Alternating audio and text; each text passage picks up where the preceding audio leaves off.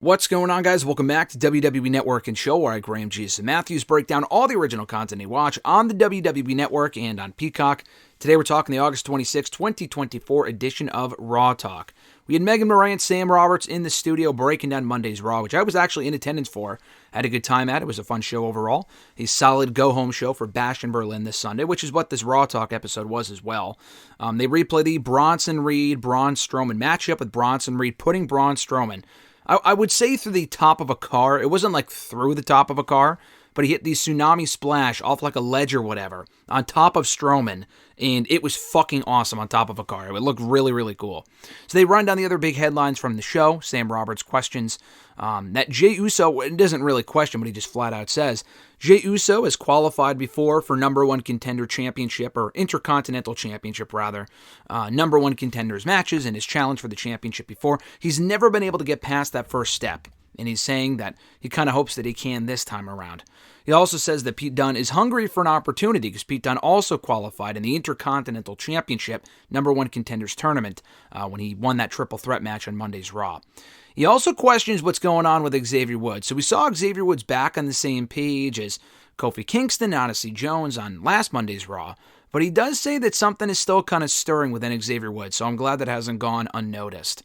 They recap Damage Control beating Pure Fusion Collective's Zoe Stark and Shayna Baszler. Fine match. Crowd did not give a shit when I was there, but it was a perfectly well-wrestled match, though. We hear from Zelina Vega backstage with, I believe, Jackie Redmond. And Zelina says that she sent a message to anyone in her way, by the way, that she retaliated and got revenge on Shayna by costing her the matchup against Damage Control. She says that she has one goal and she will not stop until she accomplishes it. I'm sure she's talking about becoming champion. She might just be talking about getting revenge on Pure Fusion Collective, but I'm sure that what she was actually referring to was winning the World Women's Championship, and that Shayna kind of stopped her from doing that by injuring her a couple of weeks ago in storyline. Speaking of which, she does address Shayna injuring her a couple of weeks back on Raw, and says that she can't be kept down, and that was about it. So good promo, intense promo here from Zelina Vega before she faces Shayna next week on Raw one-on-one. They preview the matchup in the studio. They replay Jey Uso beating Kofi Kingston and Karrion Kross in the first of two triple threat matches on Monday's Raw as part of the Intercontinental Championship number one contenders tournament.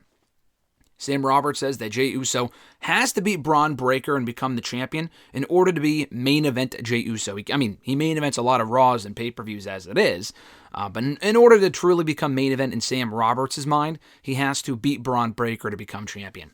So Jackie Redmond interviews Jey Uso backstage afterward, and Jey Uso says that he did what he said by qualifying and advancing in the Intercontinental Championship tournament. And he talks to family history, because Braun Breaker brought it up on Raw that Braun Breaker's family, the Steiners, has been beating up on the Usos family, the Fatus and the Anoa'is, for decades now. And Jey says, well, it was the other way around. My family was whipping your family's ass, and I promised to become the new Intercontinental Champion. I don't think he will, but there's a very good chance that Jey Uso goes on to win the Fatal 4-Way match in a couple of weeks to become the number one contender to the Intercontinental Championship, so we'll find out. They replay Pete Dunne winning the other triple threat match, beating Miz and Xavier Woods to advance. We hear from Pete Dunne backstage with Kathy Kelly, and Pete Dunne says that he's ecstatic. Doesn't really show it, because he never does, but he says that he's ecstatic after advancing and hurting Sheamus last week despite coming up short in their match, and says that the only name that you can call him after being called Butch for so long and disrespecting him and ruining his career, the true name of what he wants to go by is Intercontinental Champion. Kind of a weak segue there, but I applaud and appreciate what he was trying to do there. But nonetheless, a fine interview with Pete Dunne. Sam Roberts says that he's not surprised that Pete Dunne is still calling out Sheamus. Their bad blood is unresolved. Sheamus did beat him decisively in a great match last week. I'm sure they'll interact in the aforementioned number one contenders 4-way if Sheamus can qualify next week. Speaking of which, they do hype up next week's qualifier, Sheamus taking on Bronson Reed and Ludwig Kaiser. And the other triple threat match, Ilya Dragunov, Dragon Lee, and Dominic Mysterio. The winners of those matches will advance to the Fatal 4-Way with Jey Uso and Pete Dunne, and the winner of that match will then face Braun Breaker for the Intercontinental Championship at Bad Blood, I believe. I don't know if they actually said that, but I know that was the report a couple days ago. They replay Uncle Howdy beating Chad Gable in the main event of Monday's show. Good match. Sam Roberts calls it unbelievable, an unbelievable win for Uncle Howdy, and kind of recaps the match and what it means, or what it has meant for Raw, for the Wyatt Six to be there and dominating, have the support of the crowd, blah, blah, blah. Doesn't really say much of no. They replay the 8-man tag team match with the Judgment Day knocking off the LWO before running down the full card for Bash in Berlin this Saturday. So that was it for Raw Talk. They spent like the last 9 minutes showing replays and recaps and rundowns. All the interviews took place in like the first 15 minutes of the show. So they got through them quicker than usual. And the last 10, 15 minutes were kind of filler. But it was fun. It was a perfectly fun go-home show edition of Raw Talk before the pay-per-view this weekend, which brings me to my next point. I mentioned this last week on my SmackDown, or a couple days ago, this past weekend, on my SmackDown Lowdown review.